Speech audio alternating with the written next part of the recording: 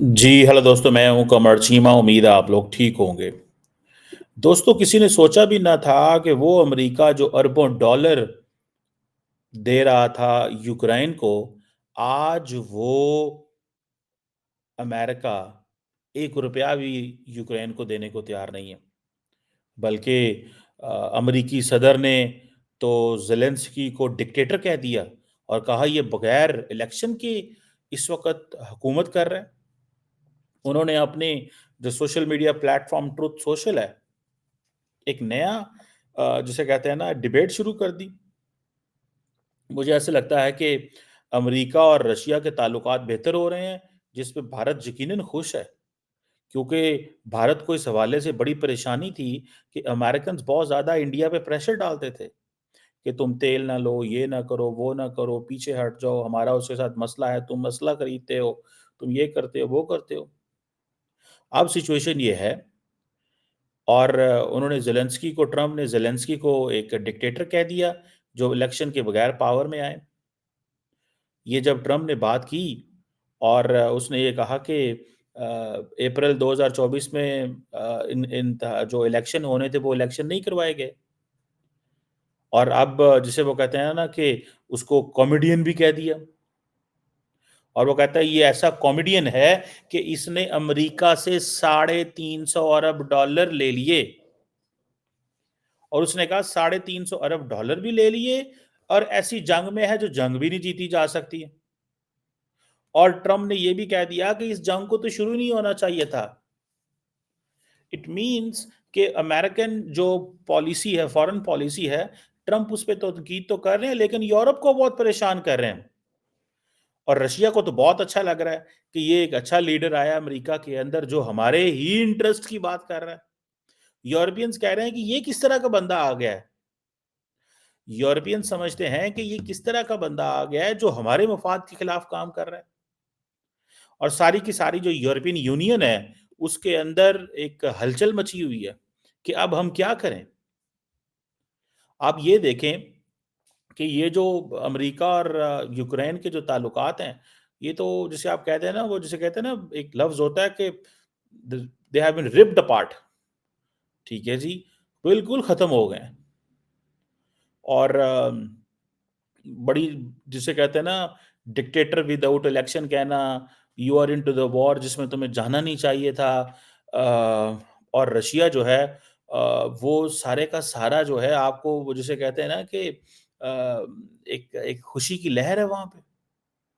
Biden पे भी तनकीद कर रहे हैं और वो कह रहे हैं कि भाई ये बंदा जो है वो हमें किसी जगह पे लेके जाता हुआ नज़र नहीं आ रहा। सो देखना ये है, जो चीज़ मुझे नज़र आती है कि जो चीज़ जिसे कहते हैं ना which I understand and which I believe, अगर आप देखें तो आपको ये पता चलेगा कि ट्रम्प साहब जो हैं इस जंग को बंद करना चाहते हैं। यही वजह है यही वजह है कि रशिया और अमेरिका की मुलाकात जो है वो सऊदी अरब के अंदर हुई है। और अमेरिकन्स जो हैं वो उस जंग को ख़त्म करना जितनी जल्दी वो इस जंग को ख़त्म करना चाहते हैं। आप देखें जो पीट हेगसेथ हैं, जो कि डिफेंस मिनिस्टर हैं, वो कहते हैं कि हम किसी किस्म की जो नेटो की गारंटी है, वो नहीं देने जा रहे यूक्रेन को। सो ये जो क्योंकि ट्रम्प यही तो वो चाहते हैं, पुतिन। यही तो पुतिन चाहते हैं कि ये गारंटीज़ आप इसको नहीं देंगे। ये आप गारंटीज़ नहीं देंगे और आप इसी से अंदाज़ा लगा लें कि अगर ये सिचुएशन ऐसे ही रहती है, तो आपको पता चल जाएगा कि यूरोप की तो एक जिसे वो कहते हैं ना, जो बार्गेन होने जा रही है, ठीक है जी? वो तो सारे का सारा यूरोप हिल जाएगा और वो कह रहे हैं ये तो बहुत बड़ा डिज़ास्टर है। और जो आपको पता है फिर म्यूनिख सिक्योरिटी कॉन्फ्रेंस में जिस स्पीच ने सारे के सारे यूरोप को स्टन कर दिया, वो तो स्पीच थी, ठीक है ना जी? अब वो कह रहे हैं कि we have to do something unthinkable. हमें थोड़ा-सा ऐसा करने की ज़रूरत है जो अनथिंकेबल हो, गट्सी होना पड़ेगा। थोड़ा-सा गट्सी होना पड़ेगा। यूरोप गट्सी नहीं है इस वक़्त। और हो सकता है कि यूरोप जो है वो इस बात पे चला जाए कि हमें नेटो ही क्विट कर देनी चाहिए। अब यूरोप जो है उसे भी फ़ोर्स किया जाता है कि वो तकरीबन 4-5% जो है अपने डिफेंस का यूरोप वो लगाए, जो अमेरिका को ज़रूरत नहीं है। सो ये जो 5% जो कंबाइंड ईयू यूके का लगता है of the GDP, that is 1.1 trillion, जो कि अमेरिका का तकरीबन 824 बिलियन डॉलर है। यानी कि 5% of the combined EU UK GDP जो कि 2024 में लगी है वो 1 ट्रिलियन है। अमेरिकन कहते हैं हम 824 बिलियन डॉलर अकेले देते हैं। और जो जिसे वो कहते हैं ना, ये जो पैसा लग रहा है इस पैसे को देख के अमेरिकन कहते हैं कि आप तो पूरे का आप देखिए, बात तो सही है कि यूरोप तो बहुत बड़ा छोटा है एज कम्पेयर टू अमेरिका। तो ऐसे ही होना फिर, ऐसे ही होना है ना, इसी इसी इसी तरह ही चलेगा। तो सवाल ये पैदा होगा कि जिसे वो कहते हैं ना कि जो रशिया की जो एबिलिटी है वो बढ़ती जा रही है, यूक्रेन कमज़ोर होता जा रहा है, अमेरिकन सपोर्ट नहीं करेंगे, जो कि ज़ेलेंस्की ने कहा है कि अगर अमेरिका हमसे पीछे हट जाए तो हम ये जंग हार जाएँगे, रशिया हर रोज़ आगे आएगा। कोई रशिया कोई एडवांस नहीं कर रहा बहुत ज़्यादा, कुछ बहुत ज़्यादा एडवांस नहीं कर रहा, ठीक है ना सर? वो बहुत ज़्यादा एडवांस नहीं कर रहा यूरोप वो जो है। सो देखना यह है कि किस तरह का एक नया स्ट्रैटेजिक कॉम्पैक्ट होगा। और वो जिसे कहते हैं ना कि जियोपॉलिटिक्स अब यूरोप की किस तरफ जाएगी? China, United states, Pacific, Indo Pacific, ये सारी की सारी अगर आप देखें और जिस तरह अमेरिका अपने अलायंस से पीछे हट रहा है, मैं समझता हूँ कि आप इस चीज़ को अंडरस्टैंड कर लें। आप इस चीज़ को अंडरस्टैंड कर लें, ये अलायंस-वलायंस कोई चीज़ नहीं है। खत्म हो गए हैं ये अलायंस। अमेरिका ने उठा के पीछे मारी है क्योंकि अमेरिका डोनाल्ड ट्रम्प समझता है हम तो मजबूत हैं, हम इनको क्यों पैसे दें? वो जिस वर्ड की बात, वो लिबरल फ्री वर्ड, क्योंकि वो है कंजर्वेटिव और वो एक डिफरेंट किस्म का कंजर्वेटिव है। ठीक है ना सर जी? वो बिल्कुल डिफरेंट किस्म का कंजर्वेटिव है और वो इस चीज़ को समझते हैं कि हमें हर कीमत पे वो करना चाहिए जिसमें हमारी वो अपनी मर्ज़ी अ, वो ना शो करते हैं। वो अपनी मर्ज़ी शो करते हैं। ठीक है ना सर? अब देखते हैं कि इससे क्या निकलेगा और जिस स्पीच ने स्टन किया, ट्रम्प रोज़ स्टन करते हैं उनको। अमेरिकन जो हैं वो रोज़ कोई ना कोई ऐसी चीज़ कर रहे हैं। सो इंटरनेशनल ऑर्डर जैसे, इसीलिए तो मैं जब आपसे कहता हूँ ना इंटरनेशनल इंस्टीट्यूशंस किसी चीज़ का नाम नहीं है। There are no international institutions, मैं आपको बात बता दूँ। कोई इंस्टीट्यूशंस नहीं है। ये आपकी पावर है जिसने आपको बचाना है। और जिस तरह की पब्लिक स्टेटमेंट्स दे रहे हैं, ट्रम्प को तो किसी की कोई परवाह नहीं है। ज़ेलेंस्की क्या चीज़ है उसके आगे? जो ट्रूडो को कहे कि हमारा गवर्नर है, ज़ेलेंस्की की क्या पावर है? और दुनिया का कोई मुल्क ऐसा नहीं है जो अमेरिका को जवाब देता हो, इस चीज़ को याद रखें। बर्तानिया, स्वाय कनाडा, ठीक है? कनाडा कब जवाब दे रहा है अमेरिका को? कोई जवाब नहीं देते, खामोश बैठे हुए हैं। कहते हैं ठीक है, कोई नहीं। वो ग्रीनलैंड पे 4 दिन वो मसले थे, उसने आते ही वो मिडल ईस्ट वाला मसला हल कराया। जैसे ही वो मसला हल करवाया, उन्होंने कहा जी ठीक है, अब तो कोई फ़िक्र ही नहीं है हमें, अब तो हमें कोई फ़िक्र ही नहीं है। अब तो हमें कोई फ़िक्र ही नहीं है किसी किस्म की। और अब हम जाके हल कराएँगे किसका मसला? अब हम जाके दूसरा मसला हल कराएँगे, इसका, ये जो इस चीज़ का। सो एक बड़ी डिफरेंट किस्म की जो पॉलिटिक्स है, एक तो वो है ये, एक लॉन्ग टर्म, एक विदाउट, वो जैसे कहते हैं ना कि एक एक ऐसी पॉलिटिक्स की तरफ हम जा रहे हैं, एक ऐसे सिचुएशन की तरफ हम जा रहे हैं जिसका कोई समझ नहीं आ रहा कि रास्ता क्या होगा। और ये जो जो नई बार्गेन यूरोप के अंदर होगी, ये डिज़ास्टर होगा, ये डिज़ास्टर होगा। और ये Donald Trump who came as a real estate developer, जिसे वो कहते हैं ना, जिसे वो कहते हैं ना कि आपको पता है कि ट्रम्प बड़े मुतासर से रिचर्ड निक्सन थे, बड़ा उसको पसंद करते थे।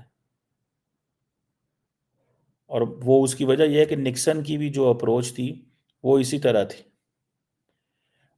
वो जिसे कहते हैं ना, जो एक टफ अप्रोच निक्सन भी लेते थे। जो जिसे कहते हैं ना कि उन हमने वैसे पाकिस्तान ने रिचर्ड निक्सन को बड़ी सपोर्ट की थी। किस तरह सपोर्ट की थी? जब 1972 का विज़िट हुआ था चाइना का, वो पाकिस्तान ने सपोर्ट किया था। और वो जिसे कहते हैं ना कि उसने चाइना से ताल्लुकात जब बेहतर कर लिए। यही चीज़ है कि वो अब आज जो है, he wants to do a grand bargain with the Russian and Pakistan उसमें मदद कर रहे हैं। सॉरी, सऊदी अरब मदद कर रहा है। ट्रंप निक्सन के एडमायरर हैं, और जो उसने एक डिप्लोमैटिक वो जिसे जो जो ब्रेक थ्रू किया था वो चाइना के साथ किया था। और आज कहा जाता है कि अमेरिकन फॉरेन पॉलिसी के अंदर जो निक्सन की रूह है वो भड़क रही है, फड़क रही है। और वो इसलिए भड़क रही है कि ये जो बड़ी ग्रैंड बार्गेन हो रही है, ठीक है ना जी, इस ग्रैंड बार्गेन के अंदर ये चीज़ें जो हैं वो सामने आ रही हैं। ठीक है? सो इसको ज़ाहिर बात है देखना पड़ेगा कि क्या और फिर ट्रंप का जो वो एनवॉय हैं, कैलेग, जनरल कैलेग जिनके बारे में कहा जाता है, वो भी सुना है पहुँचे हुए हैं। अब वो कहते तो ये हैं कि हम चाइना के साथ ट्रंप पुतिन का अलायंस तोड़ेंगे। सवाल ही पैदा नहीं होता। बेसिकली अमेरिकन्स जो हैं वो खेल रहे हैं तमाम खिलाड़ियों के साथ, तमाम के साथ खेल रहे हैं। सबको उन्होंने बेवकूफ़ बनाया हुआ है।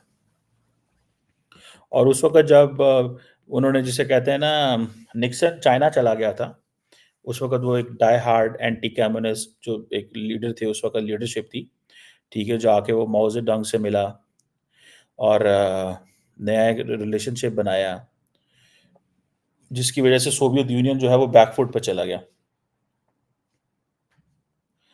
सो जो ट्रंप है, वो समझता है कि हमें हमें जो निक्सन है, उसके स्टेप को फ़ॉलो करना चाहिए। एक ड्रामेटिक rapprochement करना चाहिए, जिसकी वज़ह से चीन जो है वो पीछे हट जाएगा। ये एक एक सोच है। और वो जिसे कहेंगे ना कि मेक अमेरिका ग्रेट अगेन करना, और जेडी वैंस उसके वैसे ही लॉयलिस्ट हैं। और यूरोप को और वो उनको उनकी कोई परवाह नहीं, वो अपनी लाइन सेट करना चाहते हैं। और जो एंटी चाइना कैंप है अमेरिका के अंदर, वो इस कैबिनेट में लंबा चौड़ा नज़र नहीं आ रहा। चाइना के साथ बड़े उसकी रिकॉन्सिलिएटरी टोन है, हर तरह से। अच्छे ताल्लुकात चाहता है शी जिनपिंग से। ट्रंप जो भी ताकतवर बंदा है, उससे बहुत अच्छे ताल्लुकात चाहता है, including Modi, including Xi Jinping, दोनों के साथ। और अगर आप देखें इसमें, अगर ट्रंप ने यही वो निक्सन की जो दौरा वो किया और वो सारी चीज़ें की, तो this is what is being considered. ये एक एक हिस्ट्री है, जो एक हिस्ट्री बन रही है, जो हिस्ट्री लिखी जा रही है। लेट्स सी इसमें जो रशिया है वो कंप्लीटली डिपेंडेंट है चीन के ऊपर। क्या अमेरिका रशिया को की डिपेंडेंस चीन के ऊपर तोड़ सकता है? ये एक सवाल है। ये एक वो जिसे कहते हैं ना, एक सिचुएशन तो पैदा होती है इससे। किस तरह तोड़ सकता है? क्योंकि चीन जो है वो रशिया को बहुत सारी मिलिट्री टेक्नोलॉजिकल सपोर्ट दे रहा है। और चाइना जो है तकरीबन 90% जो कंप्यूटर चिप्स हैं, वो रशिया इंडस्ट्री को दे रहा है। इनके इंटरेस्ट बहुत ज़्यादा डिप्लोमैटिक, पॉलिटिकल रियल में बहुत ज़्यादा हैं और चल रहे हैं।